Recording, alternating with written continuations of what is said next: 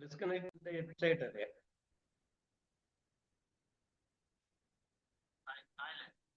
Yes. Praise the Lord.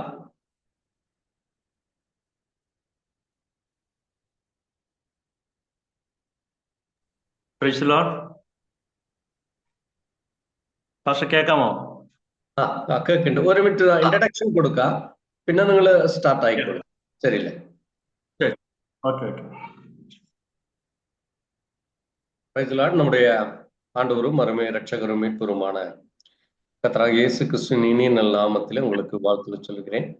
இந்த நேரத்திலே தேவனுடைய பெரிதான கிருபையினாலே மத்தியிலே கேரளா மாநிலம் ட்ராண்டரத்திலிருந்து சகோதரர் ஷாஜி அவர்கள் தேவனுடைய ஊழியத்தை செய்து கொண்டு வருகிற தேவ மனுஷன்.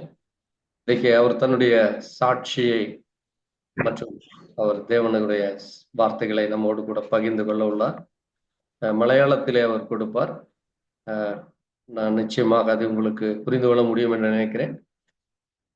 அப்படி ஏதாவது டிரான்ஸ்லேஷன் தேவைப்படுமானால் அதை அடுத்த வீடியோவில் நாங்கள் பதிவு செய்ய விரும்புகிறோம். அதை குறித்து உங்களுடைய பதிவுகளை கமெண்ட்ஸ்ல கொடுக்கலாம். God bless you. Brother, please continue. God bless you. Thank you. Praise the Lord. കർത്താവിന്റെ ധന്യനാമം മഹത്വപ്പെടുമാറാകട്ടെ. ആരാധനയ്ക്ക് ശേഷമായി ഈ ഞായറാഴ്ച പകൽക്കാലം ഇപ്രകാരം ഈ ഗൂഗിൾ മീറ്റിംഗിൽ പങ്കെടുക്കുവാൻ സ്വർഗത്തിലെ ദൈവം എനിക്ക് തന്ന വലിയേറിയ അവസരത്തെ ഞാൻ ദൈവത്തെ സ്തുതിക്കുന്നു, സ്തോത്രം ചെയ്യുന്നു. എനിക്കിങ്ങനെ ഒരു അവസരത്തെ ഒരുക്കി തന്ന കർത്താവിന്റെ അഭിഷേകത്തിന് വേണ്ടി പ്രത്യേകം നന്ദി രേഖപ്പെടുത്തുകയാണ്. കർത്തദാസ് എന്നെ ഇവിടെ പരിചയപ്പെടുത്തി തിരുവനന്തപുരത്തുള്ള ഷാജി പാസ്റ്റർ എന്നാണ് പരിചയപ്പെടുത്തിയത്. ആക്ച്വലി ഷാജി അല്ല, ശശീന്ദ്രൻ എന്നാണ്.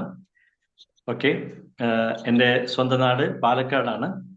ഞാൻ ജനിച്ചു വളർന്നത് പാലക്കാടാണ്. ഇപ്പോൾ സുവിശേഷ വേലയോട് ബന്ധത്തിൽ തിരുവനന്തപുരത്ത് ആര്യനാടാണ് ഞാൻ ആയിരിക്കുന്നത്. എൻ്റെ ജീവിതത്തിൽ സ്വർഗത്തിൽ ദൈവം ഇത് ഒരു വലിയൊരു പദവിയെ തന്നതുകൊണ്ട് ഞാൻ ദൈവത്തിന് ഒരിക്കൽ കൂടി നന്ദി കരയറ്റുകയാണ്. അല്പനേരത്തേക്ക് ചിന്തയ്ക്ക് ആധാരമായിട്ട് എൻ്റെ ഹൃദയത്തിൽ പ്രകാശിപ്പിച്ച ഒരു വേദവാക്യം വായിച്ചുകൊണ്ട് ചെറിയൊരു സന്ദേശവും എൻ്റെ അനുഭവ സാക്ഷികളോട് പങ്കുവെക്കുവാനാണ് ഞാൻ ആഗ്രഹിക്കുന്നത്. ഒരു വേദവാക്യം, സങ്കീർത്തനം 40-ാം സങ്കീർത്തനത്തിന്റെ 7-ാമത്തെ വാക്യത്തിൽ നിന്ന് നിങ്ങളോട് സംസാരിക്കാൻ ഞാൻ ആഗ്രഹിക്കുകയാണ്. അപ്പോൾ ഞാൻ പറഞ്ഞു, ഇതാ ഞാൻ വരുന്നു, പുസ്തകത്തിലുള്ള എന്നെ കുറിച്ച് എഴുതിയിരിക്കുന്നു. എൻ്റെ ദൈവമേ, നിന്റെ ഇഷ്ടം ചെയ്യുവാൻ ഞാൻ പ്രിയപ്പെടുന്നു. നിന്റെ ന്യായപ്രമാണം എൻ്റെ ഉള്ളിൽ ഇരിക്കുന്നു. ഈ വേദവാക്യമാണ് എൻ്റെ ഹൃദയത്തിൽ പ്രകാശിച്ചത്. ഇതിൽ നിന്നാണ് ചെറിയൊരു സന്ദേശം ഞാൻ നിങ്ങളുമായിട്ട് സംസാരിക്കുന്നത്. കർത്താവായ യേശു ക്രിസ്തു ഈ ലോകത്തിൽ വരുന്നതിന് ഏറെക്കുറെ 1130 വർഷങ്ങൾക്ക് മുമ്പ് ദാവീദ് എന്നുള്ള അഭിഷിക്തൻ അല്ലെങ്കിൽ രാജാവ് പ്രവചിച്ചു എന്നാണ് വേദപണ്ഡിതന്മാരുടെ ഇടയിലുള്ള അഭിപ്രായം. ഇവിടെ ഈ സങ്കീർത്തനം എഴുതിയത് ദാവീദാണ്. അതിന്റെ 1 മുതൽ 5 വരെക്കുള്ള വേദവാക്യങ്ങൾ വായിക്കുമ്പോൾ അവിടെ അദ്ദേഹം പറയുന്നത്, ഞാൻ കുഴിയിലും കുഴിഞ്ഞ ചേറ്റിലുമായിരുന്നു, നാശകരമായ കുഴിയിലായിരുന്നു. അവിടെ നിന്ന് ഞാൻ നിലവിളിച്ചു, നീ എന്നെ കൈക്ക് പിടിച്ച് എന്നെ ഉയർത്തെഴുന്നേൽപ്പിച്ചു, പാറമേൽ നിർത്തി, എൻ്റെ നാവിൽ പാട്ട് തന്നു, എൻ്റെ ദൈവത്തിന് സ്തുതി തന്നെ. 5-ാം വാക്യത്തിലേക്ക് വരുമ്പോൾ അദ്ദേഹം പറയാണ്, നിന്നെ പോലെ എന്നെ കരുതുന്നു, നിന്നെ പോലെ വേറൊരുത്തിനില്ല, അങ്ങനെ ഉണ്ടായത് ഞാൻ എന്നെ വിവരിച്ച് പ്രസ്താവിച്ചേനെ എന്നൊക്കെ പറഞ്ഞ് താഴോട്ട് വരുമ്പോൾ 7-ാം വാക്യത്തിൽ അദ്ദേഹം ഇങ്ങനെയാണ്, അപ്പോൾ ഞാൻ പറഞ്ഞു, പുസ്തകത്തിലുള്ള എന്നെ കുറിച്ച് എഴുതിയിരിക്കുന്നു, ദൈവമേ നിന്റെ ഇഷ്ടം ചെയ്യാൻ ഞാൻ പ്രിയപ്പെടുന്നു എന്നാണ്. വാസ്തവത്തിൽ ഇത് ദാവീദിനെ കുറിച്ചല്ല പറഞ്ഞിരിക്കുന്ന, മറിച്ച് ദാവീദ് നമ്മുടെ രക്ഷകനും കർത്താവുമായ യേശു ക്രിസ്തുവിനെ കുറിച്ചാണ് അവിടെ രേഖപ്പെടുത്തിയിരിക്കുന്നത്. കാരണം ദൈവ ഇഷ്ടം ചെയ്യുവാൻ ഈ ലോകത്തിൽ വന്നവനാണ് യേശു ക്രിസ്തു. ഉൽപ്പത്തി മുതൽ വെളിപ്പാട് വരെ നമ്മൾ അനേകരെ കാണുന്നുണ്ട്. അവര് പലരും പ്രവാചകന്മാരും ഇടയന്മാരായും ഉപദേഷ്ടാക്കന്മാരായും ന്യായാധിപന്മാരായിട്ടൊക്കെ വെളിപ്പെട്ടെങ്കിൽ അവരൊക്കെയും ദൈവ ഇഷ്ടം ചെയ്തവരാണെങ്കിലും പൂർണ്ണമായി ദൈവ ഇഷ്ടം ചെയ്തിട്ടുള്ളത് നമ്മുടെ കർത്താവായ യേശു ക്രിസ്തു മാത്രമാണ്. ഇത് പറയുമ്പോൾ എൻ്റെ ജീവിതത്തിൽ ഉണ്ടായ ഒരു അനുഭവം കൂടെ നിങ്ങളുമായിട്ട് പങ്കുവെക്കുകയാണ്. എൻ്റെ പേര് ശശീന്ദ്രൻ എന്നാണ്. പാലക്കാട് മുണ്ടൂർ എന്നുള്ള സ്ഥലത്താണ് എൻ്റെ സ്വന്തം ദേശം. 1984 ഞാൻ യേശു ക്രിസ്തുവിനെ കണ്ടുമുട്ടുന്നത്. അന്ന് പാലക്കാട് ഡിസ്ട്രിക്ട് ഹോസ്പിറ്റലിൽ ഞാൻ ശരീരം തളർന്നവനായി യൂറിൻ ഇൻഫെക്ഷനായിട്ടാണ് പോയതെങ്കിലും പിന്നീട് ഒത്തിരി ദിവസങ്ങൾ അവിടെ കിടക്കേണ്ടതായിട്ട് വന്നു. ഒരു രോഗമായി പോയ എനിക്ക് വേറെയും പല രോഗങ്ങളുണ്ടെന്ന് വൈദ്യശാസ്ത്രം കണ്ടെത്തി. എൻ്റെ യൂറിൻ ചെക്ക് ചെയ്തു, ബ്ലഡ് ടെസ്റ്റ് ചെയ്തു, എക്സ്റേ എടുത്തു. എല്ലാം കഴിഞ്ഞപ്പോൾ ഡോക്ടർമാർക്ക് ഒരു കാര്യം മനസ്സിലായി, ഇദ്ദേഹത്തെ വൈദ്യശാസ്ത്രത്തെ കൊണ്ട് രക്ഷിക്കാൻ സാധ്യമല്ല. എൻ്റെ 2 കിഡ്നി 75% പ്രവർത്തനരഹിതമായിരുന്നു. എൻ്റെ ബ്ലഡിൽ ചില പ്രശ്നങ്ങളുണ്ടായിരുന്നു. ലിക്കോമിയ, ബ്ലഡ് ക്യാൻസറിന്റെ അനുഭവം ഉണ്ടായി. ശരീരം പാരലൈസ് ആയി പോയി. മാത്രമല്ല എനിക്ക് TB എന്നുള്ള ക്ഷയരോഗം പിടിക്കപ്പെട്ടിരുന്നു. അങ്ങനെ രോഗിയായിട്ട് പാലക്കാട് ഡിസ്ട്രിക്ട് ഹോസ്പിറ്റലിൽ കിടക്കുമ്പോഴാണ് 2 സുവിശേഷകർ പാലക്കാട് ഡിസ്ട്രിക്ട് ഹോസ്പിറ്റലിലേക്ക് 1984 ഓഗസ്റ്റ് മാസം 16-ാം തീയതി ഒരു പകൽ 10 മണി സമയത്ത് സുവിശേഷ വേലയുടെ ബന്ധത്തിൽ ട്രാക്ട് കൊടുക്കാനും സുവിശേഷം അറിയിക്കാനായിട്ട് പാലക്കാട് ഡിസ്ട്രിക്ട് ഹോസ്പിറ്റലിലേക്ക് വന്നു. അന്ന് പാലക്കാട് ഡിസ്ട്രിക്ട് ഹോസ്പിറ്റലിൽ ഞാനും എൻ്റെ അമ്മയും ആയിരിക്കുന്ന സാഹചര്യത്തിൽ ഞങ്ങളുടെ അടുത്തേക്കും സുവിശേഷകർ അനേകർക്ക് ലഘുലേഖകളും പുതിയ നിയമമായ ബൈബിളും കൊടുത്ത് വന്ന കൂട്ടത്തിൽ അവർ എൻ്റെ അടുത്തിലേക്കും വന്നു. എന്നോട് കർത്താവായ യേശുക്രിസ്തു നിനക്ക് രക്ഷ നൽകും, സൗഖ്യം നൽകും, നീ കർത്താവിൽ വിശ്വസിച്ചാൽ നിനക്ക് രക്ഷയുണ്ട് എന്നൊക്കെ അവരെന്നോട് പറഞ്ഞു. ഞാൻ അത് ആദ്യം കേട്ടപ്പോൾ അംഗീകരിക്കുകയോ ഉൾക്കൊള്ളുകയോ ചെയ്തില്ല. ഞാൻ അവരെ കളിയാക്കിക്കൊണ്ട് ഇങ്ങനെ പറഞ്ഞു, എനിക്കിപ്പോൾ ആവശ്യത്തിന് ദൈവങ്ങളുണ്ട്, ഇനിയിപ്പോൾ യേശുവൊന്നും വേണ്ട എന്ന് ഞാൻ പറഞ്ഞു. അതിൻ്റെ ബ്രദർ അങ്ങനെ പറഞ്ഞു വെച്ചപ്പോൾ ഞാൻ പറഞ്ഞു, ഞങ്ങള് ഒരു ക്ഷേത്രത്തിൽ വിശ്വസിക്കുന്നവരും ക്ഷേത്രത്തിലെ പൂജാരി കുടുംബമൊക്കെയാണ്. ഇപ്പൊ ഞങ്ങളുടെ വീട്ടിൽ തന്നെ എൻ്റെ സഹോദരങ്ങളും എൻ്റെ കുടുംബത്തിൽ പലരും ഈ സാമ്യാടുന്നവരൊക്കെ ഉണ്ട്. ഞങ്ങൾക്ക് സ്വന്തമായി ക്ഷേത്രവും കാര്യങ്ങളൊക്കെ ഉള്ളതാണ്. ഞങ്ങൾക്ക് ആവശ്യത്തിന് ദൈവങ്ങളുണ്ട് എന്ന് പറഞ്ഞു. എന്നിട്ട് അവരാരും രക്ഷിച്ചില്ലല്ലോ, നിങ്ങൾക്ക് യേശുക്രിസ്തുവിൽ നിന്ന് വിശ്വസിച്ചുകൂടെ എന്ന് പറഞ്ഞപ്പോൾ ഞാൻ ചിരിച്ചുകൊണ്ട് പറഞ്ഞു, അവർ ആർക്കും എന്നെ രക്ഷിക്കാൻ കഴിയാതിരിക്കുക നിങ്ങളുടെ യേശു എന്നെ രക്ഷിക്കുമെന്ന് എങ്ങനെയാണ് നിങ്ങൾക്ക് ഉറപ്പിച്ച് പറയാൻ പറ്റുക എന്ന് ചോദിച്ചു. അവർ ചോദിച്ചു, യേശുവിനെ നിന്നെ രക്ഷിക്കാൻ കഴിയില്ല എന്ന് താങ്കൾക്ക് വിശ്വാസം അങ്ങനെ ചിന്തിക്കേണ്ട കാരണം എന്താണെന്ന് എന്നോട് ചോദിച്ചു. ഞാൻ പറഞ്ഞു, നിങ്ങളുടെ യേശു കിടക്കുന്നത് 3 ആണിയില്ല, അങ്ങേർക്ക് തന്നെ രക്ഷയില്ല, അയാൾ പിന്നെ എന്നെ എങ്ങനെ രക്ഷിക്കുന്ന നിങ്ങൾ ഈ മണ്ടത്തരല്ലേ ഈ വിളിച്ചു പറയുന്നതെന്ന് പറഞ്ഞു. അവർ പറഞ്ഞു, ബ്രദറെ, യേശുക്രിസ്തു 3 ആണിയിൽ തൂങ്ങിയത് സത്യമാണ്, പക്ഷെ ഇന്നും 3 ആണിയിൽ തൂങ്ങി കിടക്കുന്ന ആളല്ല, 3-ാം ദിവസം ഉയർത്തെഴുന്നേറ്റ് ഇന്നും ജീവിക്കുന്നവനാണ് യേശുക്രിസ്തു എന്ന് പറഞ്ഞു. ഇത് കേട്ടപ്പോൾ ഞാൻ ചിരിച്ചുകൊണ്ട് പറഞ്ഞു, എൻ്റെ വീട്ടില് എല്ലാവർക്കും കാതുകുത്തും, ആണിനും പെണ്ണിനും കാതുകുത്തും, പക്ഷെ എനിക്ക് മാത്രം കാതുകുത്തിയിട്ടില്ല, ഇനി നിങ്ങളായിട്ട് കാതുകുത്തണ്ടെന്ന് പറഞ്ഞു. എന്ന് വെച്ചാൽ ഞാനത് വിശ്വസിക്കാൻ തയ്യാറല്ല. എന്തുകൊണ്ട് എന്ന് ചോദിച്ചപ്പോൾ ഞാൻ പറഞ്ഞു, എൻ്റെ കൂടെ പഠിക്കുന്ന സ്കൂൾ വിദ്യാർത്ഥികളിലും എന്നെ പഠിപ്പിക്കുന്ന എൻ്റെ അയൽവക്കത്തുള്ള ഒരു ടീച്ചറുണ്ട്, സാറാമ്മ ടീച്ചർ, സൂസാമ്മ ടീച്ചറൊക്കെ, അവരുടെയൊക്കെ വീട്ടിൽ ഞാൻ പോയിട്ടുണ്ട്. അവരുടെയൊക്കെ വീട്ടിൽ ഞാൻ യേശുവിനെ കണ്ടിട്ടുണ്ട് ക്രൂശിൽ കിടക്കുന്നതായിട്ടും ഫോട്ടോയിൽ ഞാൻ കണ്ടിട്ടുണ്ട്. പിന്നെ കുരിശ് കവലിക്കകത്ത് ചില്ലിന്റെ കൂട്ടിൽ യേശു കിടക്കുന്നത്, ക്രൂശിൽ കിടക്കുന്നത് ഞാൻ കണ്ടിട്ടുണ്ടെന്ന് ഞാൻ പറഞ്ഞു. അവര് ചിരിച്ച മുഖത്തോടെ എന്നോട് പറഞ്ഞു, ബ്രദറെ, താങ്കൾ പറയുന്ന യേശു ഞങ്ങൾ പറയുന്ന യേശു രണ്ടും രണ്ടാണെന്ന് പറഞ്ഞു. അപ്പൊ ഞാൻ ചോദിച്ചു, 2 യേശു ഉണ്ടോ? അവർ പറഞ്ഞു, ഇല്ല, യേശു ഒന്നേ ഉള്ളൂ, പക്ഷെ താങ്കൾ പറയുന്ന യേശു അത് രൂപമാണ്, അത് മനുഷ്യ നിർമ്മിതമാകുന്ന വെറും ഒരു കൈവേലയാണ് എന്ന് പറഞ്ഞു. എന്ന് വെച്ചാൽ അത് പ്ലാസ്റ്റർ ഓഫ് പാരീസ് കൊണ്ട് ഉണ്ടാക്കി അല്ലെങ്കിൽ സിമെന്റ് കൊണ്ട് ഉണ്ടാക്കിയിരിക്കുന്ന ഒരു രൂപമാണ് ബ്രദറെ, അത് യേശു അല്ല എന്ന് പറഞ്ഞു. എനിക്കത് അങ്ങോട്ട് അംഗീകരിക്കാൻ കഴിയുന്നില്ല. എന്നിട്ട് അതിന് മുന്നിൽ എല്ലാവരും മെഴുകുതിരി കത്തിക്കുകയും പ്രാർത്ഥിക്കുകയൊക്കെ ചെയ്യുന്നുണ്ടല്ലോ, പിന്നെ എന്തുകൊണ്ട് അവരൊക്കെ പൊട്ടന്മാരായതുകൊണ്ടാണെന്ന് പറഞ്ഞു. അവരെന്നോട് ഒരു ചോദ്യം ചോദിച്ചു, ബ്രദറെ, ഈ ഉള്ളത് എൻ്റെ അമ്മയോടൊപ്പം എൻ്റെ അമ്മയെ ചൂണ്ടിക്കൊണ്ട് ചോദിച്ചു, ഇവര് നിന്റെ ആരാ? ഞാൻ പറഞ്ഞു, എൻ്റെ അമ്മയാണ്. ഓക്കെ, നമ്മളുടെ മാതാപിതാക്കളാണല്ലോ നമുക്ക് ജന്മം നൽകുന്നത്, നമ്മൾ സൃഷ്ടികർത്താക്കള്. അതെ, അങ്ങനെയെങ്കിൽ നമ്മെ സൃഷ്ടിച്ച മാതാപിതാക്കളെ സൃഷ്ടിക്കാൻ നമുക്ക് കഴിയുമോ എന്നൊരു ചോദ്യം അവരെന്നോട് ചോദിച്ചു. ഞാൻ ചോദിച്ചു, പ്രകൃതി നിയമം അനുസരിച്ച് മാതാപിതാക്കൾ മക്കൾക്ക് ജന്മം നൽകുകയാണ്, അല്ലാതെ മക്കളല്ലല്ലോ മാതാപിതാക്കൾ ജന്മം നൽകുന്നതെന്ന് ഞാൻ അവരോട് പറഞ്ഞു. അങ്ങനെയെങ്കിൽ ഈ കാണുന്ന സകല ചരാചരങ്ങളെ, സൂര്യ ചന്ദ്ര നക്ഷത്രാദികളെ, ഈ കടന്ന ഇല ചെടി കൊടി പക്ഷി മൃഗാദികൾ സകലത്തെ സൃഷ്ടിച്ചവനാണ് ദൈവം. ആ ദൈവത്തെ സൃഷ്ടിക്കാൻ, നിന്നെയും എന്നെയും സൃഷ്ടിച്ച ഈ ദൈവത്തെ സൃഷ്ടിക്കാൻ നമുക്ക് എങ്ങനെ കഴിയും എന്ന് ചോദിച്ചു. അന്നേരമാണ് ഞാൻ പെട്ടെന്ന് ചിന്തിച്ചു, ശരിയാണല്ലോ, അങ്ങനെയാണെങ്കിൽ ഈ കാണുന്ന സകലത്തെ സൃഷ്ടിച്ച ദൈവമെങ്കിൽ ആ ദൈവത്തെ സൃഷ്ടിക്കാൻ എനിക്ക് എങ്ങനെ കഴിയും? എൻ്റെ മാതാപിതാക്കളെ സൃഷ്ടിക്കാൻ എനിക്ക് കഴിയില്ലെങ്കിൽ അങ്ങനെയെങ്കിൽ ഞാൻ ഒരു ചോദ്യം ചോദിച്ചു, അങ്ങനെയെങ്കിൽ ഈ വിഗ്രഹാരാധന ശരിയോ തെറ്റോ എന്ന് ചോദിച്ചു. ആ സുവിശേഷകർ എന്നോട് പറഞ്ഞു, ബ്രദറെ, ദൈവവചനം പറയുന്നത് വരുവീൻ നാം വണങ്ങി നമസ്കരിക്കുക, നമ്മെ നിർമ്മിച്ചവന്റെ മുമ്പാകെ മുട്ടുകുത്താന്നാണ്. അല്ലാതെ നാം നിർമ്മിച്ചവന്റെ മുമ്പാകെ മുട്ടുകുത്തുക എന്നല്ല. നമ്മെ നിർമ്മിച്ച ഒരു ദൈവമുണ്ട്. ആ ദൈവം കല്ലോ മണ്ണോ മരക്കഷ്ണമോ എന്നല്ല, ഇതെല്ലാം ഉണ്ടാക്കിയ സൃഷ്ടിതാവാണ് ദൈവം, മറ്റതൊക്കെ സൃഷ്ടികളാണ് എന്ന് പറഞ്ഞു. അപ്പൊ ഞാൻ ആ സുവിശേഷകരോട് ചോദിച്ചു, അങ്ങനെയെങ്കിൽ നിങ്ങളുടെ പള്ളിയിൽ ഈ യേശുവിന്റെ രൂപമൊന്നും ഇല്ലേ എന്ന് ചോദിച്ചു. അവര് പറഞ്ഞു, ഇല്ല, ഞങ്ങളുടെ ആരാധനാലയത്തിൽ ഞങ്ങൾ ബൈബിളിൽ വാക്യങ്ങൾ എഴുതി വെച്ചിട്ടുണ്ടെന്നല്ലാതെ രൂപങ്ങളൊന്നും ഞങ്ങൾക്കില്ല. ബൈബിളിൽ രൂപം ഉണ്ടാക്കാൻ പറഞ്ഞിട്ടില്ല. രൂപത്തെ ആരാധിക്കരുതെന്നാണ് ബൈബിളിൽ പറഞ്ഞിരിക്കുന്നതെന്ന് പറഞ്ഞു. അപ്പൊ ഞാൻ ശരി അങ്ങനെയാണെങ്കിൽ ഓക്കെ, കുഴപ്പമില്ല എന്ന് പറഞ്ഞു.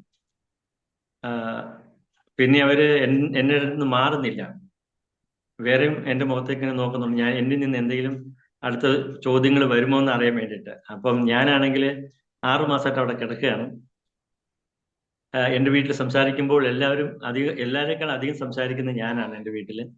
അതുകൊണ്ട് ഇപ്പൊ ഈ കുറച്ച് ദിവസങ്ങളായിട്ട് എനിക്ക് TV എന്നുള്ള ക്ഷയരോഗം ഉണ്ടെന്ന് അറിഞ്ഞതോടുകൂടി സന്ദർശകർ കുറവാണ്. അഥവാ വന്നാൽ തന്നെ ഒരു അകലം വിട്ടു നിന്ന് സംസാരിച്ചിട്ട് പോകത്തേ ഉള്ളൂ. പക്ഷെ അമ്മ എന്റെ കൂടെ എപ്പോഴും ഉണ്ട്.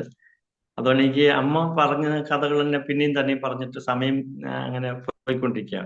പക്ഷെ ഇപ്പൊ 2 ചെറുപ്പക്കാരെ കിട്ടിയപ്പം ശരി കുറച്ചു നേരം അവരിൽ നിന്ന് കേൾക്കാലോ എന്ന് വിചാരിച്ചിട്ട് ഞാനൊരു ചുമ്മാ ഒരു സംസാരത്തിന് വേണ്ടി ഒരു വാക്ക് അങ്ങനെ എടുത്തിട്ടു. അങ്ങനെയാണെങ്കിൽ നിങ്ങളുടെ യേശുവിന്റെ സവിശേഷത എന്താണ് ഒന്ന് പറഞ്ഞു തരാമോ എന്ന് ചോദിച്ചു. ബ്രദറിന് കേൾക്കാൻ മനസ്സാണെങ്കിൽ ഞങ്ങൾക്ക് പറഞ്ഞു തരാനും ആഗ്രഹമുണ്ട് എന്ന് പറഞ്ഞു. ഞാൻ പറഞ്ഞു തീർച്ചയായിട്ടും കേൾക്കാൻ മനസ്സുണ്ടെന്ന് പറഞ്ഞു. ചുമ്മാതാണ്, ഞാൻ സമയം പോകാൻ വേണ്ടി മാത്രം അവരോട് ചോദിച്ചതാണ്. അപ്പം അവര് യേശുക്രിസ്തു ഈ ലോകത്തിൽ എന്തിനാണ് വന്നതെന്ന് ബ്രദറിന് അറിയാമോ? ഞാൻ പറഞ്ഞു അതൊന്ന് അറിഞ്ഞാൽ കൊള്ളാന്ന് എനിക്കുണ്ടായത്. ഞാനത് എങ്ങനെയാ ചോദിക്കാമെന്ന് അറിയാതെ ഇരിക്കുകയായിരുന്നു. ഒന്ന് പറഞ്ഞു തന്നാൽ കൊള്ളാന്ന് പറഞ്ഞു. യേശുക്രിസ്തുവിന്റെ ഇഹലോകത്തിലേക്ക് വന്ന അവതാരം എന്തിന് എന്നുള്ളതിനെ കുറിച്ചൊരു ചോദ്യമായിരുന്നു ഞാൻ ചോദിച്ചത്. ആ ചോദ്യം എൻ്റെ ഉള്ളിലുണ്ടായിരുന്നു. പക്ഷെ അവരെന്നോട് തന്നെ ചോദിച്ചു. അപ്പൊ ഞാൻ പറഞ്ഞു വളരെ സന്തോഷമുണ്ട്, ഞാൻ ആഗ്രഹിച്ചതാണത്. താങ്കൾക്ക് പറഞ്ഞു തരാൻ മനസ്സാണെങ്കിൽ എനിക്ക് കേൾക്കാനും മനസ്സാണെന്ന് പറഞ്ഞു. 2 സുവിശേഷകരെ വന്നത്. ഒരാൾ ക്ലീൻ ഷേവിംഗ് ഉണ്ട്, ഒരാൾ താടിക്കാരനാണ്. താടിക്കാരൻ എന്നോടൊന്നും പറയുന്നില്ല. പുള്ളി ഇങ്ങനെ ചുണ്ട് മാത്രം അനങ്ങുന്നുണ്ട്. അപ്പൊ ഞാൻ വിചാരിച്ചു പുള്ളി എന്തോട്ടും ബൂമറ വെച്ചുകൊണ്ടിരിക്കുക എന്നുള്ള രീതിയിലാണ് ഞാൻ ചിന്തിച്ചത്. എന്നാൽ അദ്ദേഹം ഇങ്ങനെ ചുണ്ട് മാത്രം അനങ്ങുന്നുണ്ടായിരുന്നു. അദ്ദേഹം പിന്നീടാണ് എനിക്ക് മനസ്സിലായത് അദ്ദേഹം പ്രാർത്ഥിച്ചുകൊണ്ടിരിക്കുകയായിരുന്നു എന്നുള്ള കാര്യം. എന്നാൽ എന്നോട് യേശുക്രിസ്തുവിനെ കുറിച്ച് സംസാരിച്ച ആ ക്ലീൻ ഷേവിംഗ് ഉള്ള ദേവദാസൻ യേശുക്രിസ്തു ലോകത്തിൽ വന്നതിന്റെ അതിപ്രധാനമായ 1-2 കാര്യങ്ങളൊന്ന് ബ്രദറിന് പറഞ്ഞു തരാം, അതിനുള്ള സമയമേ ഉള്ളൂ. ബ്രദറിന് കേൾക്കാൻ മനസ്സാണെങ്കിൽ ഞങ്ങൾക്ക് പറയാനും മനസ്സുണ്ട്. എങ്കിലും സമയം ഒരുപാട് പോയിക്കൊണ്ടിരിക്കുന്നു. അതുകൊണ്ട് ഞങ്ങൾ പറയാൻ ബ്രദർ ശ്രദ്ധിച്ച് കേൾക്കണമെന്ന് പറഞ്ഞു. ഓക്കെ, ഞാൻ കേൾക്കാൻ മനസ്സ് വെച്ചു. അപ്പൊ അവര് പറഞ്ഞു യേശുക്രിസ്തു ലോകത്തിൽ വന്നത് ഞാനിപ്പോൾ വായിച്ച വേദവാക്യ പ്രകാരം ദൈവ ഇഷ്ടം ചെയ്യാനാണ് ഈ ഭൂമിയിലേക്ക് യേശുക്രിസ്തു അവതരിച്ചത്. എന്തായിരുന്നു ദൈവ ഇഷ്ടം എന്നുള്ളതിന് അദ്ദേഹം ബൈബിളിലെ എനിക്ക് തന്ന പുതിയ നിയമം വന്ന ചുമന്ന ബൈൻഡിലുള്ള പുസ്തകത്തിന്റെ ഏറ്റവും പുറകിൽ നിന്ന് ഒരു പേജ് മറിച്ചിട്ട് എന്നെ കാണിപ്പിച്ചു തന്നു. യോഹന്നാൻ എഴുതിയ ലേഖനം എന്ന് പറഞ്ഞ് എന്നെ കാണിച്ചു തന്നു. അതിൽ 1 യോഹന്നാൻ 5-ാം അധ്യായത്തിന്റെ 19-20 വേദവാക്യത്തിൽ ഇങ്ങനെ പറഞ്ഞിട്ടുണ്ട്: ദൈവപുത്രൻ വന്നു എന്നും സത്യദൈവത്തെ അറിയുവാൻ നമുക്ക് വിവേകം തന്നു എന്നും നാം അറിയുന്നു. അവൻ സത്യദൈവവും നിത്യജീവനുമാകുന്നു. ആകയാൽ കുഞ്ഞുങ്ങളെ വിഗ്രഹങ്ങളോട് അകന്ന് സൂക്ഷിച്ചുകൊള്ളുവീൻ എന്ന് പറഞ്ഞിട്ടുണ്ട്. ആ വാക്യം എന്നെ വായിച്ചേൽപ്പിച്ചു. അപ്പൊ എനിക്ക് വളരെ സന്തോഷം തോന്നി. ഓക്കെ, അപ്പൊ ദൈവപുത്രൻ വന്നത് എന്തിനാ? സത്യദൈവത്തെ അറിയാനുള്ള വിവേകം തരാനാണെന്ന് പറഞ്ഞു. അപ്പൊ വിവേകം, ആ വാക്കിന്റെ ആ ഡെഫിനേഷൻ ഒന്ന് വ്യക്തമാക്കി തരാൻ പറഞ്ഞപ്പോൾ അവർ ബ്രദറെ, വിവേകം എന്ന് പറഞ്ഞാൽ തിരിച്ചറിവ് എന്നാണ്. ഒരു പൊരുൾ, ഒരു സംഭവം കണ്ടു കഴിഞ്ഞാൽ അത് മനസ്സിലാക്കാം, ഇന്നതാണെന്നറിയാം. പക്ഷെ അത് എങ്ങനെയാണ് അതിന്റെ മുന്നോട്ടുള്ള കാര്യങ്ങൾ കൂടുതലായിട്ട് പഠിക്കുന്നതാണ് വിവേകം. ഇപ്പം ഇന്നത്തെ കാലത്ത് മൊബൈലുകൾ എല്ലാവരും ഉപയോഗിക്കുന്നുണ്ടല്ലോ. നമ്മുടെ ഇന്നത്തെ കാലത്ത് പറയുകയാണെങ്കിൽ നമുക്ക് എല്ലാവർക്കും മൊബൈൽ അറിയാം. പക്ഷെ ആ മൊബൈലിൽ ടച്ച് മൊബൈലുണ്ട്. ഇപ്പൊ തന്നെ ഈ സൂം മീറ്റിങ്ങിലേക്ക് ഞാൻ വന്നപ്പം ഇതിന്റെ എങ്ങനെയാണ് ചെയ്യേണ്ടതെന്നുള്ള കുറിച്ച് എനിക്ക് വ്യക്തമായിട്ട് ഒരു അറിവില്ലായിരുന്നു. എന്റെ മോനെ വിളിച്ചു, അവനാണ് അത് ക്ലിയർ ആക്കി തന്നത്. അപ്പം പപ്പ ഇത് ഇത്രയേ ഉള്ളൂ കാര്യമുണ്ട്, എനിക്കെല്ലാം ശരിയാക്കി തന്നു, സെറ്റ് ചെയ്ത് തന്നു. അപ്പൊ ഇതിന് കൂടുതലായിട്ട് അറിവുള്ളവർ, അതാണ് വിവേകം. അതിനെക്കുറിച്ച് വ്യക്തമാക്കി തരുന്ന ഒരു വിവേകമാണെന്ന് പറഞ്ഞു. അപ്പം വിവേകം ഇല്ലെങ്കിൽ എന്നെ കുഴപ്പം എന്ന് ഞാൻ അവരോട് ചോദിച്ചു. അവര് പറഞ്ഞു, റോമർക്ക് എഴുതിയ ലേഖനത്തിൽ 1-ാം അധ്യായത്തിന്റെ 23 മുതൽ താഴോട്ടുള്ള ചില വേദവാക്യങ്ങൾ എന്നെ വായിച്ചു കേൾപ്പിച്ചിട്ട് പറഞ്ഞു, അക്ഷയനായ ദൈവത്തിന്റെ തേജസ്സിനെ വിവേകമില്ലാത്ത മനുഷ്യർ ചെയ്ത കാര്യം പറയാണ്. അക്ഷയനായ ദൈവത്തിന്റെ തേജസ്സിനെ ക്ഷയമുള്ള മനുഷ്യൻ, ഇഴജാതി, നാൽക്കാലി, പറവജാതി എന്നിവയുടെ രൂപസാദൃശ്യമാക്കി മാറ്റിക്കളഞ്ഞിട്ട് അവരുടെ വിവേകമില്ലാത്ത ഹൃദയം ഇരുണ്ടുപോയി. അപ്പം ഹൃദയം ഇരുണ്ടുപോകാൻ കാരണം വിവേകമില്ലാത്തതുകൊണ്ടാണ്. അതുകൊണ്ട് അവർ ചെയ്തത് ദൈവത്തിന്, അക്ഷയനായ ദൈവം എന്ന് വെച്ചാൽ ക്ഷയമില്ലാത്ത ദൈവമാണ് നമ്മുടെ ദൈവം. ഈ കാണുന്ന സകലത്തെ സൃഷ്ടിച്ച ദൈവത്തിന് ക്ഷയമില്ല, അവൻ അക്ഷയനാണ്. ആ അക്ഷയനായ ദൈവത്തിന്റെ തേജസ്സിന്, അദ്ദേഹത്തിന് കൊടുക്കേണ്ട, ദൈവത്തിന് കൊടുക്കേണ്ട മഹത്വത്തെ ഈ മൂഢന്മാർ അല്ലെങ്കിൽ ഇരുണ്ടുപോയ ഹൃദയത്തിന്റെ വിവേകമില്ലാത്ത ഇവർ പക്ഷിക്കും, ആൾക്കാരിക്കും, ഇഴവജാതിക്കും, തമിഴിൽ പറഞ്ഞ ഊറും പ്രാണിക്കും, അങ്ങനെയാണ് പറഞ്ഞിരിക്കുന്നത്. പശുവും പട്ടിയും പൂച്ചയൊക്കെയും പാമ്പും ഒക്കെ ദൈവങ്ങളായിട്ട് അതിനെ ആരാധിക്കാൻ തുടങ്ങി. വൈ? എന്തുകൊണ്ടെന്ന് ചോദിച്ചാൽ അവരുടെ വിവേകമില്ലാത്ത ഹൃദയം ഇരുണ്ടു പോയത് കൊണ്ടാണ് എന്ന് അവർ പറഞ്ഞു. അപ്പോഴാണ് എനിക്ക് കാര്യം മനസ്സിലായത്. ഓക്കെ, അങ്ങനെയാണെങ്കിൽ ഈ കാണുന്ന സകല ചരാചരങ്ങൾ സൃഷ്ടിച്ച ഒരു ദൈവമുണ്ടല്ലോ, ആ ദൈവം ആരാണ്, ആ ദൈവം എന്താണ് എന്ന് ചോദിച്ചപ്പോൾ അവർ പറഞ്ഞു, ആ ദൈവം മനുഷ്യവേഷത്തിൽ ഈ ലോകത്തിൽ വന്നവനാണ് കർത്താവായ യേശു ക്രിസ്തു. അദ്ദേഹം സാക്ഷാൽ ദൈവമാണ്. ദൈവമായവൻ മനുഷ്യവേഷത്തിൽ ഈ ലോകത്തിലേക്ക് വന്ന് നമുക്ക് സത്യദൈവത്തിലേക്കുള്ള വഴി കാണിക്കാനാണ് വന്നത്. യേശു പറഞ്ഞത്, ഞാൻ തന്നെ വഴിയും സത്യവും ജീവനുമാകുന്നു എന്ന് നമ്മെ പഠിപ്പിച്ചത് കാര്യം അതാണെന്ന് പറഞ്ഞു. അങ്ങനെയെങ്കിൽ എന്തിനാണ് മനുഷ്യവേഷത്തിൽ വരാനുള്ള കാരണം എന്ന് ഞാൻ ചോദിച്ചപ്പോൾ, നമ്മുടെ മധ്യത്തിലേക്ക് മൃഗത്തിന്റെ വേഷത്തിൽ വന്ന് സംസാരിക്കാൻ ഒക്കത്തില്ലല്ലോ. ആകയാൽ നമ്മളോട് കമ്മ്യൂണിക്കേഷൻ ചെയ്യുവാൻ, സംസാരിക്കുവാൻ നമ്മളെപ്പോലെ ഒരുവനായിട്ടാണ് യേശുക്രിസ്തു ഇഹലോകത്തിൽ വന്നത് എന്ന് അവരെനിക്ക് പറഞ്ഞു തന്നു. അത് കേൾക്കാൻ ഒരു ഇൻട്രസ്റ്റ് ഉണ്ടായതുകൊണ്ട് ഞാൻ ഒന്നുകൂടി തലയാട്ടി കേട്ടു. തുടർന്ന് യേശുക്രിസ്തു വന്നതിന്റെ രണ്ടാമത്തെ ഉദ്ദേശം എന്താണെന്ന് ആ സുവിശേഷകൻ ആ പുസ്തകത്തിൽ നിന്ന് തന്നെ ഒരു പേജ് പുറകോട്ട് മറിച്ചിട്ട് 3-ാമത്തെ അധ്യായത്തിൽ വന്നിട്ട് അതിന്റെ 5-ാം വാക്യം ഇങ്ങനെ വായിച്ചു: ദൈവപുത്രൻ വന്നത് സകല മനുഷ്യരുടെയും പാപങ്ങളെ നീക്കാനാണ് വന്നത്. ദൈവപുത്രൻ വന്നു, അവൻ സകലരുടെയും പാപത്തെ നീക്കുവാനാണ് യേശുക്രിസ്തു ഈ ലോകത്തിൽ വന്നത് എന്ന് അവർ പറഞ്ഞു. ഹല്ലേലൂയ. അവിടെ ഇങ്ങനെയാണ് പറഞ്ഞിരിക്കുന്നത്, രാജന്റെ പ്രവൃത്തി മനുഷ്യന്റെ പാപങ്ങളെ നീക്കുവാനാണ് യേശുക്രിസ്തു വന്നത്. 1 യോഹന്നാൻ സ്തോത്രം 3-ാം അധ്യായത്തിന്റെ 5-ാം വാക്യത്തിൽ അങ്ങനെ പറഞ്ഞിട്ടുണ്ട്. ആകയാൽ സകല മനുഷ്യരുടെയും പാപത്തിന് പരിഹാരം വരുത്താൻ ഇഹലോകത്തിൽ വന്നവനാണ് യേശുക്രിസ്തു എന്ന് അവരെന്നോട് പറഞ്ഞു. അപ്പം പാപത്തിന്റെ ശമ്പളമായ മരണത്തിന് അധീനനായ മനുഷ്യരെ രക്ഷിപ്പാൻ പാപമില്ലാത്തവനാണ് യേശുക്രിസ്തു. യേശുക്രിസ്തുവിൽ വിശ്വസിച്ചാൽ നിന്റെ പാപത്തിന് പരിഹാരമുണ്ട്. സകല മനുഷ്യരുടെയും പാപത്തിന്റെ പരിഹാരം അദ്ദേഹത്തിന്റെ യേശുക്രിസ്തുവിന്റെ പുണ്യാക രക്തത്താൽ പാപത്തിന്റെ കറ മാറ്റിത്തരും. ക്രിസ്തുവിന്റെ രക്തം സകല പാപവും പോക്കി നമ്മെ ശുദ്ധീകരിക്കുന്നു എന്ന് പറഞ്ഞു. ഞാൻ അത് കേട്ടപ്പം ചിരിച്ചുകൊണ്ട് പറഞ്ഞു, അങ്ങനെയാണെങ്കിൽ എന്നെ അത് ബാധിക്കുന്നില്ല എന്ന് പറഞ്ഞു. എന്തുകൊണ്ടെന്ന് ചോദിച്ചാൽ ഞാൻ പറഞ്ഞു, ഞാനൊരു പാപവും ചെയ്തിട്ടില്ല, ഞാന് ആരും മോഷ്ടിച്ചോട്ടില്ല, ഒരു തെറ്റും ചെയ്തിട്ടില്ല. ചെറിയ ചെറിയ നുണകളൊക്കെ വീട്ടില് ചില കാര്യങ്ങളൊക്കെ കൊച്ചായി പറഞ്ഞിട്ടുണ്ടെന്നല്ലാതെ വലിയ പാപങ്ങളൊന്നും ഞാൻ ചെയ്തിട്ടില്ല. അതുകൊണ്ട് അത് എന്നെ ബാധിക്കില്ല എന്ന് ഞാൻ അവരോട് പറഞ്ഞു. അവര് പറഞ്ഞു, ബ്രദറെ, ബൈബിള് പറയുന്നു സകല മനുഷ്യരും പാപികളാണ്. ആകയാൽ മനുഷ്യനിൽ ആ പാപത്തിന്റെ ശമ്പളമായ മരണത്തിൽ മനുഷ്യന് അധീനനായി തീർന്നു. പാപത്തിന്റെ ശമ്പളമായ മരണത്തിൽ, അഥവാ നിത്യമരണത്തിൽ നിന്ന് നിന്നെയും എന്നെ രക്ഷിപ്പാനാണ് യേശുക്രിസ്തു വന്നതെന്ന് പറഞ്ഞു. ഞാൻ പറഞ്ഞു, നിങ്ങൾ ഈ പറഞ്ഞ പോലെ ഞാൻ വലിയ പാപമൊന്നും ചെയ്തിട്ടില്ല കേട്ടോ പറഞ്ഞു. അവര് പറഞ്ഞു, അത് എല്ലാവരും അങ്ങനെ പറയത്തുള്ളൂ, ആരും പാപത്തെ സമ്മതിക്കത്തില്ല. ഒരു കള്ളൻ മോഷ്ടിച്ചിട്ട് ഞാൻ കട്ടുമെന്ന് ഒരിക്കലും പറയത്തില്ലല്ലോ. ആകയാൽ മനുഷ്യൻ മുഴുവൻ പാപികളാണ് ബ്രദറെ എന്ന് പറഞ്ഞു. എനിക്കത് കേട്ടപ്പോൾ ദേഷ്യം വന്നു. ഞാൻ എന്ത് പാപം ചെയ്യുന്നതാണ് നിങ്ങൾ ഈ പറയുന്നതെന്ന് ചോദിച്ചു. ആ ചോദ്യത്തിന് എന്നോടൊരു ആ ക്ലീൻ ഷേവിങ്ങിലെ പാസ്റ്റർ, അദ്ദേഹമാണ് എന്നോട് സംസാരിക്കുന്നത്, തടിക്കാനൊന്നും മിണ്ടുന്നില്ല. അപ്പൊ അദ്ദേഹം എന്നോട് ഞാനൊരു ചോദ്യം ചോദിച്ച, ബ്രദർ കറക്റ്റ് ആൻസർ പറയാമെന്ന് ചോദിച്ചു. ഞാൻ പറഞ്ഞു, അറിയുന്നതാണെങ്കിൽ പറയാന്നുള്ളൂ, അത് ബ്രദറിന് അറിയുന്നത് തന്നെയെന്ന് പറഞ്ഞു. ചോദിച്ചോളാൻ പറഞ്ഞു. അവർ ചോദിച്ചൊരു ചോദ്യം ഇതാണ്: ഒരു ദിവസം ശരാശരി മനുഷ്യൻ 2000 കാര്യം ചിന്തിക്കുമെന്ന് പറയുന്നു. ഈ 2000 ചിന്തയും നല്ല ചിന്തയാണെന്ന് നമുക്ക് ഉറപ്പിച്ച് പറയാൻ പറ്റില്ല. ബ്രദർ എന്തുമാത്രം കാര്യം ചിന്തിക്കുന്നുണ്ട്? എല്ലാ ചിന്തയും നല്ല ചിന്തയാണെന്ന് താങ്കൾക്ക് ഉറപ്പിച്ച് പറയാൻ പറ്റൂ? പാപചിന്ത ഒന്നെങ്കിലും ഉണ്ടാവില്ല എന്ന് ചോദിച്ചു. അപ്പൊ ഞാനിങ്ങനെ ആലോചിച്ച് പറഞ്ഞു, ചിന്ത കൊണ്ട് ഒന്നല്ല, ഒന്നിൽ കൂടുതൽ ഉണ്ടാവാനാണ് സാധ്യത എന്ന് പറഞ്ഞു. അവരൊന്ന് വേണ്ട 1 മതി എന്ന് പറഞ്ഞു. അങ്ങനെ പാപത്തിന്റെ ഒരു ചിന്ത എന്നിലുള്ളത് കൊണ്ട് പാപം ഞാൻ ചെയ്തിട്ടുണ്ടെന്ന് ഞാൻ സമ്മതിച്ചു. രണ്ടാമത്തെ ചോദ്യം അദ്ദേഹം ചോദിച്ചു, അങ്ങനെയെങ്കിൽ ബ്രദറെ, രണ്ടാമത്തെ ഒരു ചോദ്യമാണ്, ചോദിച്ചോളാൻ പറഞ്ഞു. താങ്കൾ പറയുന്ന വാക്കുകളെല്ലാം പെർഫെക്റ്റ് ആണോ? അനാവശ്യ വാക്കുകൾ ചിന്തകളിൽ കൂടെ വന്നതുപോലെ വാക്കുകളിലും പാപമില്ലേ എന്ന് ചോദിച്ചു.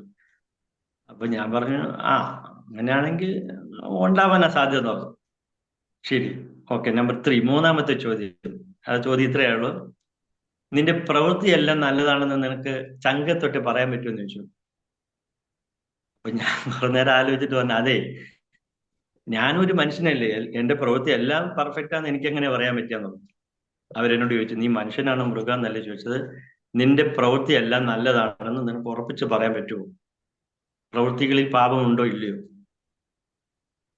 കുറച്ചു നേരം ആലോചിച്ചിട്ട് പറഞ്ഞു, സമ്മതിച്ചു, ഉണ്ടാവാൻ സാധ്യതയുണ്ടെന്നോ. സാധ്യതയില്ല, ഉണ്ടോ ഇല്ലയോ, യെസ് ആർ നോ. ഞാൻ പറഞ്ഞു യെസ്. അപ്പൊ എത്ര എണ്ണമായെന്ന് ചോദിച്ചു. അപ്പൊ നോക്കിയപ്പോ 3 എണ്ണമായി. ഏതൊക്കെയാണ്?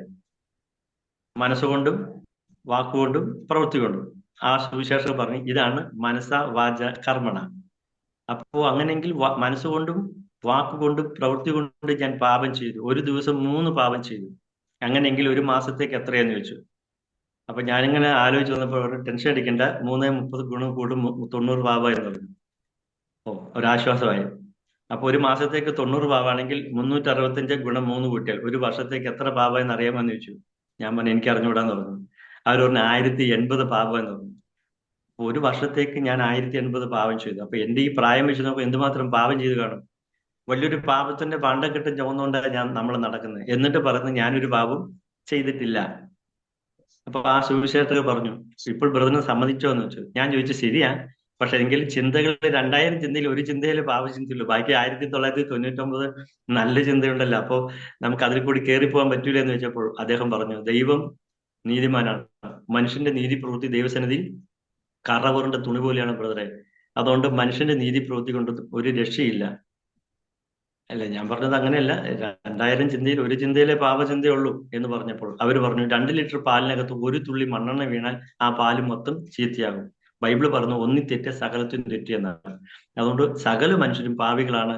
ഈ പാപത്തിന്റെ പരിണിത ഫലമായി ജനം നാശത്തിലേക്ക് പോയിക്കൊണ്ടിരിക്കണം. പാപത്തിൽ നിന്ന് വിടിവിപ്പാൻ, സകലരുടെയും പാപത്തെ മോചിപ്പിപ്പാൻ യേശു ക്രിസ്തു ഈ ലോകത്തിലേക്ക് വന്നു എന്ന് വിശുദ്ധ വേദപുസ്തകം നമ്മളെ പഠിപ്പിക്കുന്നു എന്ന് പറഞ്ഞ് അവരെന്നെ ആ വാക്യം കൂടെ എന്നെ വായിച്ചു കേൾപ്പിച്ചു.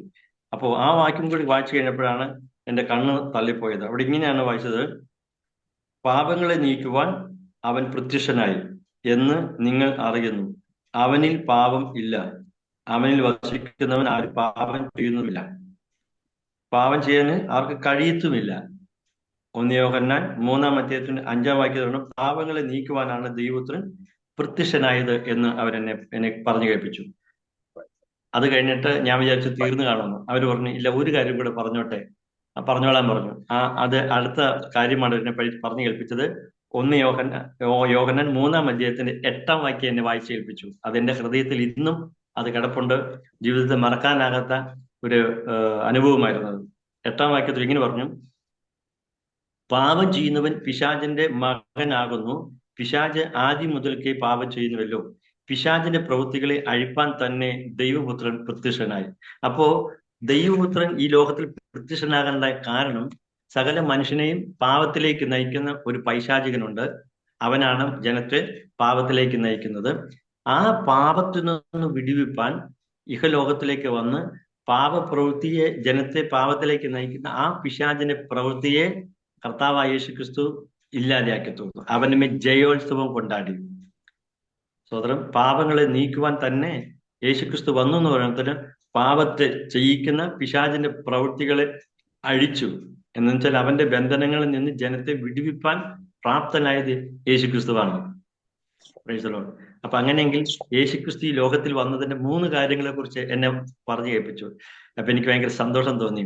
അപ്പോൾ ഈ ദാവീദ് പറഞ്ഞ വാക്യം നമുക്ക് ഓർമ്മയിലിരിക്കണം. അപ്പോൾ ഞാൻ പറഞ്ഞു ഇതാ ഞാൻ വരുന്നു, പുസ്തക ചുരുൾ എന്നെ കുറിച്ച് എഴുതിയിരിക്കുന്നു, ദൈവമേ നിന്റെ ഇഷ്ടം ചെയ്യാൻ ഞാൻ വരുന്നു.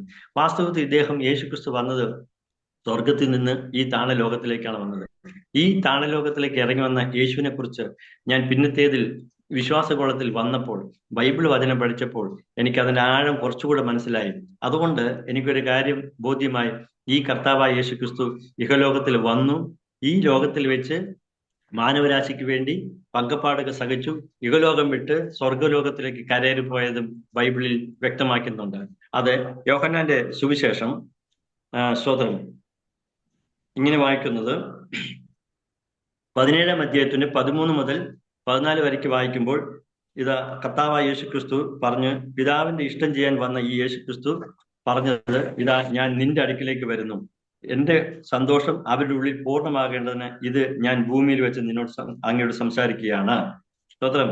അവിടെ 17-ാം അധ്യായത്തിൽ യേശുക്രിസ്തു പറഞ്ഞ വാക്ക് ഇങ്ങനെയാണ്: ഇപ്പോഴും ഞാൻ നിന്റെ അടുക്കിൽ വരുന്നു, എന്റെ സന്തോഷം അവർക്കുള്ളിൽ പൂർണ്ണമാകേണ്ടതിന് ഇത് ലോകത്തിൽ വെച്ച് സംസാരിക്കുന്നു. ഞാൻ അവർക്ക് നിന്റെ വചനം കൊടുത്തിരിക്കുന്നു, ഞാൻ ലൗകികനല്ലാത്ത പോലെ അവരും ലൗകികന്മാരല്ലേ കൊണ്ട് ലോകം അവരെ പയക്കുന്നു. അവരെ ലോകത്തുനിന്ന് എടുത്തു കളയണമെന്നല്ല, ദുഷ്ടന്റെ കയ്യിൽ അകപ്പെടാതെ വണ്ണം അവരെ എന്നത്രേ ഞാൻ അപേക്ഷിക്കുന്നത്. കർത്താവായ യേശു ക്രിസ്തു ഈ ലോകത്തിൽ വന്നു മരിച്ച് അടക്കപ്പെട്ട് ഉയർത്തെഴുന്നേറ്റ യേശു ഇപ്പോൾ എന്ത് ചെയ്യുന്നു എന്ന് ചോദിച്ചാൽ, നമുക്ക് വേണ്ടി, മാനവരാശിക്ക് വേണ്ടി, രക്ഷിക്കപ്പെട്ട് ദൈവകൃപയിൽ നിൽക്കുന്ന നിങ്ങൾക്കും എനിക്കും ഓരോരുത്തർക്കും വേണ്ടി മധ്യസ്ഥ വഹിച്ചുകൊണ്ടിരിക്കുകയാണ്. അദ്ദേഹം നമ്മളെ കുറിച്ച് പറയുന്നത് ഇങ്ങനെയാണ്: ഞാൻ ലൗകികനല്ലാത്ത പോലെ അവരും ലൗകികന്മാരല്ല കൊണ്ട് ലോകം അവരെ പകയ്ക്കുന്നു. ആകയാൽ ലോകത്തുനിന്ന് അവരെ എടുക്കണമെന്നില്ല, ദുഷ്ടന്റെ കയ്യിൽ അകപ്പെടാതെ വേണം അവരെ കാത്തുകൊള്ളണമെന്നത്രേ ഞാൻ അങ്ങയോട് അപേക്ഷിക്കുന്നത്. വാസ്തവത്തിൽ നമുക്ക് വേണ്ടി മധ്യസ്ഥ വഹിച്ചുകൊണ്ടിരിക്കുകയാണ് യേശു ക്രിസ്തു. 1 തിമോഥെയോസിന്റെ ലേഖനം 2-ാം അധ്യായത്തിൽ 5-6 വാക്യത്തിൽ ഇങ്ങനെ വരികയുന്നു: മനുഷ്യരുടെയും ദൈവത്തിനും മധ്യത്തിൽ ഏക മധ്യസ്ഥനായിട്ട് മാനവരാശിക്ക് വേണ്ടി മധ്യസ്ഥ വഹിച്ചുകൊണ്ട് ഇന്ന് സ്വർഗത്തിൽ വസിക്കുന്നവനാണ് കർത്താവായ യേശു ക്രിസ്തു. ഈ കർത്താവായ യേശു ക്രിസ്തു സ്വർഗത്തിലേക്ക് പോയതുപോലെ തന്നെ വീണ്ടും ഇനി വരുമെന്നും വിശുദ്ധ വേദപുസ്തകം പറയുന്നുണ്ട്. സ്തോത്രം. 1 യോഹന്നാൻ 2-ാം അധ്യായത്തിന്റെ 28-ാമത്തെ വാക്യത്തിൽ പറയുന്നു: ഇനിയും കുഞ്ഞുങ്ങളെ, കർത്താവായ യേശു ക്രിസ്തു പ്രത്യക്ഷനാകുമ്പോൾ അവന്റെ പ്രത്യക്ഷതയിൽ നാം ലജ്ജിച്ചു പോകാതിരിക്കേണ്ടതിന് അവനിൽ വസിപ്പീൻ. എന്നെ കേൾക്കുന്ന സഹോദരങ്ങളെ, കർത്താവായ യേശു ക്രിസ്തു ഈ ലോകത്തിൽ വന്നു തന്നെ ഏൽപ്പിച്ച ദൗത്യം പൂർത്തിയാക്കി ഇന്ന് നിങ്ങൾക്കും എനിക്കും വേണ്ടി സ്വർഗത്തിൽ മധ്യസ്ഥ വഹിക്കുന്ന ആ യേശു ക്രിസ്തു വീണ്ടും വരും. ആ വീണ്ടും വരവെങ്കിൽ നാം ലജ്ജിച്ചു പോകാതിരിക്കേണ്ടതിന്, അഥവാ നാം എടുക്കപ്പെടാതിരുന്നാൽ നാട്ടുകാരുടെ മുന്നിൽ ഓടിച്ചിട്ട് ആൾക്കാരായിരിക്കും. ആകയാൽ കർത്താവിന്റെ വരവെങ്കിൽ നിങ്ങളും ഞാൻ എടുക്കപ്പെടണമെങ്കിൽ നാം ദൈവത്തിൽ വസിക്കണം, അഥവാ വചനത്തിൽ വസിക്കണം, വചനം വായിക്കണം, വചനപ്രകാരം ജീവിക്കണം. വചനം വിട്ട് ഇടത്തോട്ടോ വലത്തോട്ടോ പോകാതെ ദൈവവചനപ്രകാരം ജീവിച്ചാൽ, കർത്താവിന്റെ പ്രമാണം അനുസരിച്ച് മുന്നോട്ട് പോയാൽ നമുക്ക് കർത്താവിന്റെ കാഹളം ധ്വനി കേൾക്കുവാനായിട്ട് കഴിയും. അല്ലാത്തവർക്ക് കർത്താവിന്റെ കാഹളം ധ്വനി കേൾപ്പാൻ സാധ്യമല്ല. ഹല്ലേലൂയ.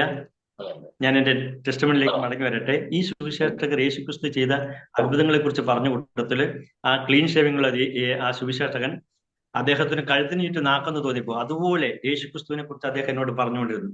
യേശുവിനെ തൊട്ടവ സൗഖ്യമായി, യേശു തൊട്ടവ സൗഖ്യമായി, യേശുവിന്റെ വസ്ത്രത്തിന് തൊങ്ങലിൽ തൊട്ടവ സൗഖ്യമായി. അങ്ങനെ യേശുവിനെ കുറിച്ച് അദ്ദേഹം വാതോരാതെ പറഞ്ഞു. ഭയങ്കര അത്ഭുതങ്ങളെ കുറിച്ചൊക്കെ പറഞ്ഞു. എല്ലാം കേട്ടു. ഏറെക്കുറെ ഒരു അരമണിക്കൂർ കൂടുതലെങ്കിലും എന്നോട് സംസാരിച്ച് കാണുന്നതാണ് എന്റെ ഓർമ്മ. എല്ലാം കഴിഞ്ഞിട്ട് അവർ എന്നോട് ചോദിച്ചു, ഇപ്പൊ പറ ശശിവർദ്ധന യേശുവിൽ വിശ്വാസമായി എന്ന് വെച്ചു. അപ്പൊ ഞാൻ ഇല്ലെന്ന് പറഞ്ഞു. എന്താന്ന് ചോദിച്ചു. ഞാൻ പറഞ്ഞു, നിങ്ങൾ ഈ പറഞ്ഞ മുഴുവൻ സത്യമാണോ? എന്താന്ന് ചോദിച്ചു. അല്ല, മരിച്ചവരെ ഉയർപ്പിച്ചെന്ന് പറഞ്ഞു. ഒരു ചെറുപ്പക്കാരൻ മരിച്ചിട്ട് 4 ദിവസമായിട്ട് കല്ലറക്കല്ല് വെച്ചിരിക്കുകയായിരുന്നു. കല്ലറയ്ക്ക് ചെന്നിട്ട് യേശു അദ്ദേഹത്തിന്റെ പേര് വിളിച്ചപ്പോൾ അദ്ദേഹം പുറത്തു വന്നൊക്കെ ആ സുവിശേഷം പറഞ്ഞപ്പം ഞാൻ പറഞ്ഞു, നിങ്ങൾ അതിശോക്തിയാണ് പറയുന്നത് എനിക്കറിയാം, പക്ഷെ എങ്കിലും വിശ്വസിക്കുന്ന രീതിയിലുള്ള അതിശോക്തി പറയണമെന്ന് പറഞ്ഞു. അവര് പറഞ്ഞു, ബ്രദറെ, ഞങ്ങൾ ഈ പറഞ്ഞത് അതിശോക്തിയോ ബോഷ്കോ നുണയോ ഒന്നല്ല. ഞങ്ങൾ നിന്നോട് പറഞ്ഞത് ഈ സത്യവേദോസത്തിൽ സത്യമാണെന്ന് പറഞ്ഞിട്ട് ഒരു ബൈബിൾ എന്നെ എടുത്ത് കാണിച്ചിട്ട് അതിന്റെ ഫ്രണ്ട് പേജ് എന്നെ വായിച്ച് കേൾപ്പിച്ചു. അതിനകത്ത് എഴുതിയിരിക്കുന്നു സത്യവേദ പുസ്തകം. അപ്പൊ ഇതിനകത്ത് എഴുതിയിരിക്കുന്ന മുഴുവൻ സത്യമാണ് ബ്രദറെ. താങ്കൾക്ക് വേണമെങ്കിൽ വിശ്വസിച്ചാൽ മതി. താങ്കളെ വിടുവിപ്പാൻ യേശു മതിയായവനാണ്. അപ്പൊ ഞാൻ പറഞ്ഞു, ശരി, അങ്ങനെ ആവട്ടെ, നല്ല കാര്യം. പക്ഷേ നിങ്ങൾ വിചാരിക്കുന്ന പോലെ ഞാന് ക്രിസ്ത്യാനിയല്ല, ഞാനൊരു ഹിന്ദു ആണല്ലോ എന്ന് പറഞ്ഞു. എന്ന് വെച്ചാൽ, അല്ല, ക്രിസ്ത്യാനി ആയിരുന്നെങ്കിൽ യേശു എന്നെയും രക്ഷിക്കുമായിരുന്നല്ലോ. അവർ പറഞ്ഞു, എന്റെ ബ്രദറെ, ഇത്ര നേരം നിന്നോട് പറഞ്ഞത് നിനക്ക് മനസ്സിലായില്ലേ? ഞാൻ ഇല്ല, യേശു ക്രിസ്തു ക്രിസ്ത്യാനികളുടെ ദൈവമല്ല.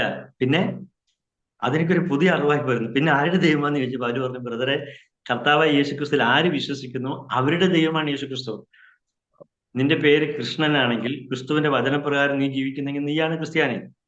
അല്ലാതെ പേര് മത്തായി എന്നും കഴുത്തിലൊരു കുരിശും കെട്ടി കള്ളും കുടിച്ച് മത്തനായി നടക്കുന്നവനല്ല ക്രിസ്ത്യാനി. ദൈവത്തെ അനുസരിച്ച് ദൈവവചനപ്രകാരം ജീവിക്കുന്നവൻ അവനാണ് ക്രിസ്ത്യാനി. അതിന് പേര് മാറണ്ട, മതം മാറണ്ട, കഴുത്തിൽ കുരിശും കെട്ടണ്ടെന്ന് പറഞ്ഞു. ഇത് കേട്ടപ്പോ എനിക്കൊരു ആശ്വാസമായി. കാരണം അതുവരെ എന്റെ ധാരണ ഇവര് എന്നെ മതം മാറ്റാൻ വേണ്ടി വന്നവരാണെന്നുള്ള ഒരു ചിന്ത എനിക്കുണ്ടായിരുന്നു.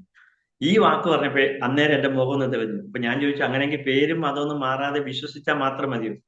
മതി. ഞാൻ എന്റെ അമ്മയുടെ മുഖത്ത് അമ്മയും പറഞ്ഞു, കൊള്ളാം, അങ്ങനെയാണെങ്കിൽ കുഴപ്പമില്ല, സന്തോഷമായി. അങ്ങനെയാണെങ്കിൽ ഞങ്ങൾക്ക് വേണ്ടി, എനിക്ക് വേണ്ടി പ്രാർത്ഥിക്കണം. എന്റെ അമ്മയും പറഞ്ഞു, എന്റെ മകന് വേണ്ടി പ്രാർത്ഥിക്കണം കേട്ടോ എന്ന് പറഞ്ഞു. ഓക്കെ, അപ്പൊ അവർക്ക് സന്തോഷമായി. എങ്കിൽ പിന്നെ പ്രാർത്ഥിക്കാന്നുള്ള തീരുമാനത്തിലേക്ക് വന്നു.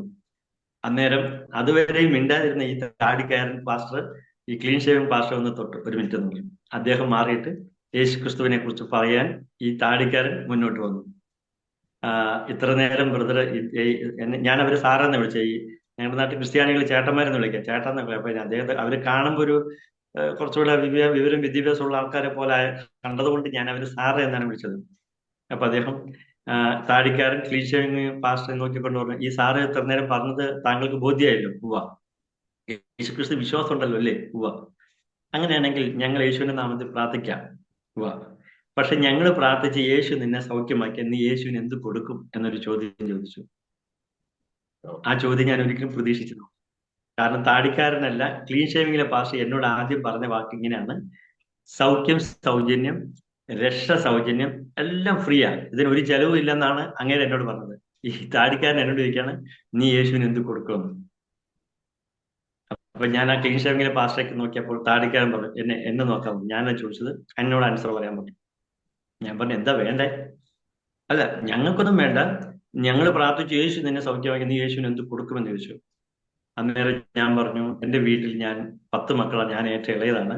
എന്റെ സഹോദരന്മാർ പലരും പല നേർച്ച കാഴ്ചകൾ നേർന്നിട്ടുണ്ട്.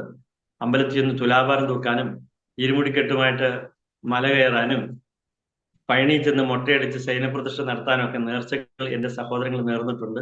എന്റെ ചേച്ചിമാരും പലവിധ ദേവീ ദേവന്മാർക്കൊക്കെ നേർച്ച നേർന്നിട്ടുണ്ട്. എന്റെ അമ്മ നേർന്നിട്ടുണ്ട്. അതുകൊണ്ട് അവരാരും രക്ഷിച്ചില്ലല്ലോ. ഇനി നിങ്ങളുടെ യേശുവാണ് എന്നെ രക്ഷിക്കുന്നെങ്കിൽ ഒരു കാര്യം ചെയ്യാം, എന്റെ വെയിറ്റിനനുസരിച്ചിട്ട് ഞാൻ മെഴുകുതിരി തുലാഭാരം തൂക്കാന്ന് പറഞ്ഞു. ഇത് എന്താണ് ഞാൻ കൊടുക്കാൻ ഉദ്ദേശിക്കുന്നത് എന്നുള്ള കാര്യം ഒന്ന് അറിയാൻ വേണ്ടിയിട്ടാണ് താടിക്കാരൻ പറഞ്ഞത്. വെരി ഗുഡ്, താങ്കളുടെ ഉള്ളിൽ അങ്ങനെ ഒരു ചിന്ത ഉണ്ടെന്ന് മനസ്സിലായത് കൊണ്ട് ചോദിച്ചത് ബ്രദറെ.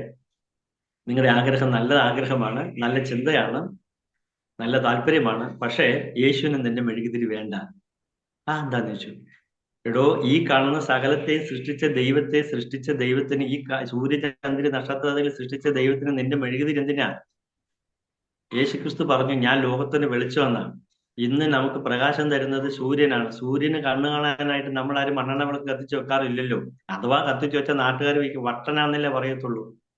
സൂര്യന് കണ്ണു കാണാനാണ് ഞാൻ വിളക്ക് കത്തിച്ചു വെച്ചെന്ന് പറഞ്ഞാൽ, യേശുവിന് നിന്റെ വിളക്കിന്റെ ആവശ്യമില്ല, നിന്റെ മെഴുകുതിരി വേണ്ട.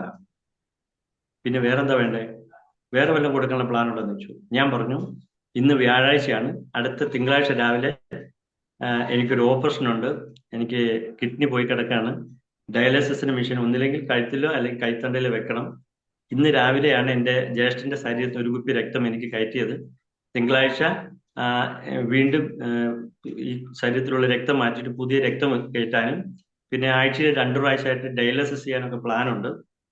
ഈ ഓപ്പറേഷൻ കൂടാതെയും ഡയാലിസിസ് ഒക്കെ ചെയ്യാതെയും നിങ്ങളുടെ യേശുവിനെ രക്ഷിക്കുന്നെങ്കിൽ ആ പൈസ, അത്രയും പൈസ ചെലവാകുന്ന പൈസ എന്റെ ചേട്ടന്മാരോട് കണ്ട് നിങ്ങൾക്ക് മേടിച്ചു തന്നേക്കാന്ന് പറഞ്ഞു. അവരൊരു ബ്രദറെ, നിന്റെ പൈസയൊന്നും യേശുവിന് വേണ്ട. പിന്നെ എന്താ വേണ്ടെന്ന് ചോദിച്ചു. എനിക്ക് വാസ്തവത്തിൽ ഈ താടിക്കാരനോട് ദേഷ്യം തോന്നി.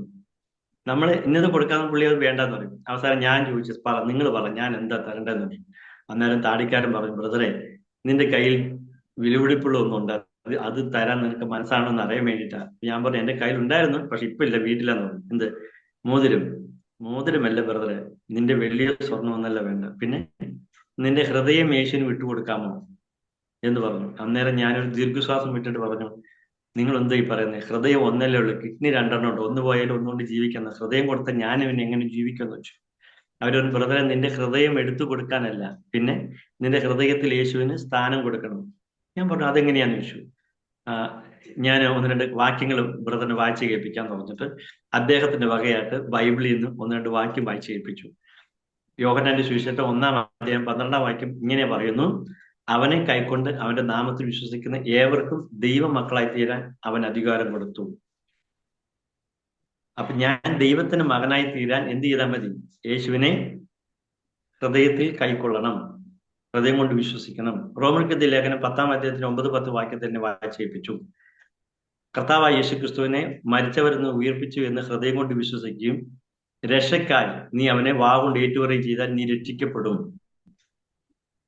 ശിക്ഷാവിധിയിൽ നിന്ന്, നിത്യമരണത്തിൽ നിന്ന്, നിത്യനാശത്തിൽ നിന്ന്,